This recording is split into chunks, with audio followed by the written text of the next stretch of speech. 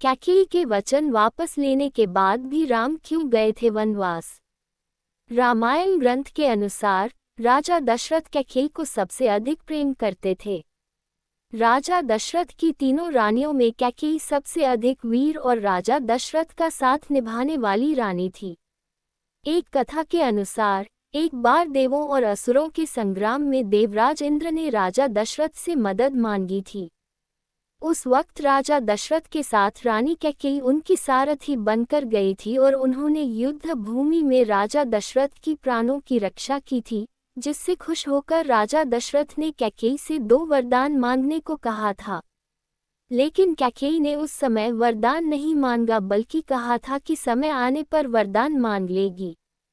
जब श्री राम के राजा बनने का समय आया तो उनको राजगद्दी पर बिठाने से एक दिन पहले ही कैकेयी ने राजा दशरथ से अपना वरदान मांग लिया।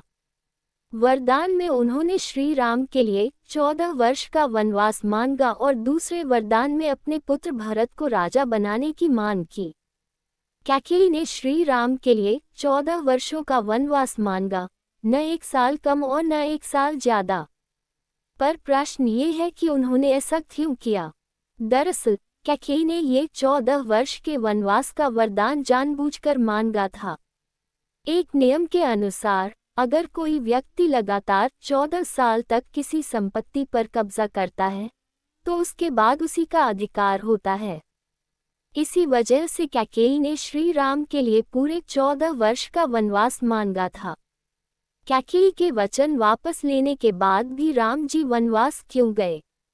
जब भरत को ये पता चला कि उनकी माता ने राजा दशरथ से ऐसा वचन मांगा है तो वो अपनी माता से क्रुद्ध हो गए। वो समस्त प्रजा को लेकर श्री राम को मनाने गए और वहां कैकेयी ने अपना वचन वापस भी ले लिया। लेकिन श्री राम का कहना था कि वचन वापस वो ले सकता है जिसने वचन दिया हो और वचन राजा दशरथ ने दिया था। जब भरत श्री राम को मनाने गए थे तो उस समय राजा दशरथ अपने पुत्र के शोक में स्वर्ग सिधार चुके थे। इसलिए वचन वापस नहीं लिया जा सकता था और श्री राम ने अपने पिता के वचन को पूरा करने के लिए 14 वर्ष का वनवास पूरा किया।